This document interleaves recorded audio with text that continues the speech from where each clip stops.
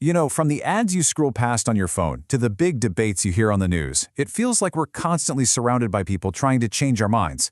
But have you ever really stopped to think about how they do it? Well, it turns out there's actually an ancient code behind all of this modern persuasion, and today we're going to crack it wide open. So, what is it? What's the secret sauce? What's that magic ingredient that makes an argument really stick, that makes us hit that buy now button, or just completely wins us over to a new way of thinking? Is it all about emotion? I mean, just look at this ad. That face, those eyes, that is designed to go straight past your brain and hit you right in the heart. Is the secret just making us feel something? Or, hey, maybe it's all about who's delivering the message. Here we've got Muhammad Ali, literally the greatest, telling us which bug spray to buy. So is the secret just getting someone we admire or trust to make the case for us? Or maybe it's not about feelings or famous people at all.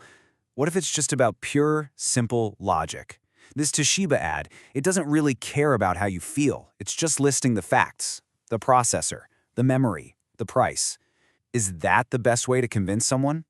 Well, the funny thing is, the answer is all of the above.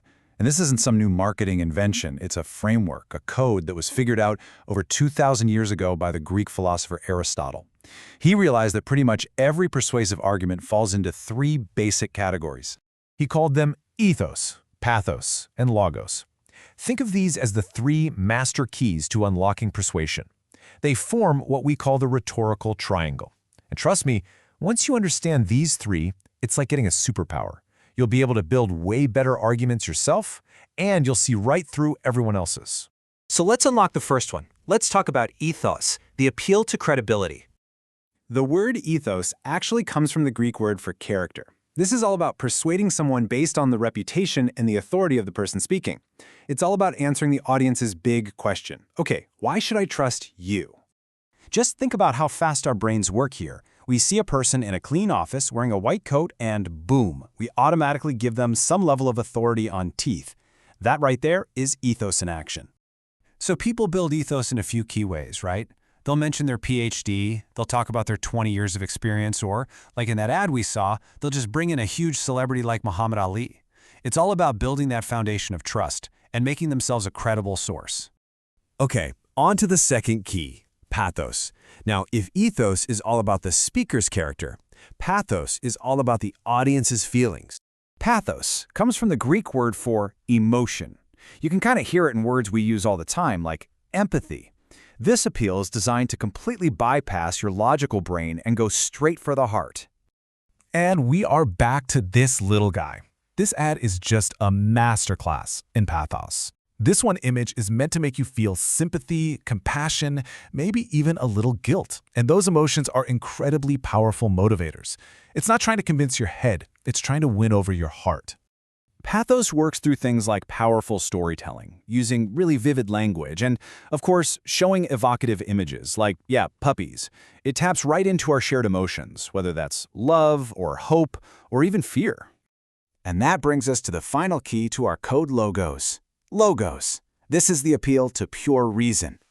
Logos is the Greek word for reason. You can hear our word logic right in there.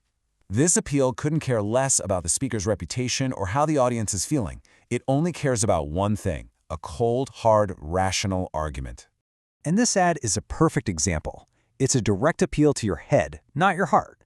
It just presents the evidence, here's the processor, here's the memory, here's the hard drive. It's basically asking you to make a logical choice based on the facts. So building a logical appeal means laying out the facts. You're going to see a lot of statistics, data from studies, verifiable evidence, and just carefully constructed arguments that are all designed to lead you to one logical conclusion. Putting them side by side like this makes the difference crystal clear, doesn't it? On the left, you've got pathos, appealing to the heart, and on the right, you've got logos, appealing to the head. Two totally different ways to get to the exact same goal, persuasion. But this is where it gets really, really interesting. The most powerful, most persuasive messages, they almost never rely on just one. They blend them all together. Even Aristotle knew this. Real persuasive power gets unlocked when you combine ethos, pathos, and logos. Think about it. A credible speaker who makes you feel something while also laying out a logical case, that is almost unstoppable. And for maybe the best example ever, look at the George Foreman grill. Seriously, It is a rhetorical triple threat. For ethos, you've got George Foreman himself, a beloved two-time heavyweight champion. You trust the guy. For pathos, you've got his great sense of humor and his charming personality that just makes you feel good. And for logos, he actually demonstrates the grill's features, showing you logically how it knocks out the fat. It's absolutely brilliant. So there you have it. You now have the keys: ethos, pathos, logos. And look, this isn't just some dusty old philosophy lesson. It's a practical tool. It's your new superpower for decoding all the messages that are flying at you every single day. So, the next time you see a commercial, or listen to a speech, or even just argue with a friend, try to spot the code. Ask yourself, are they using ethos, pathos, or logos? Because once you start seeing it, you can't unsee it. And how do you think that's going to change the way you see the world?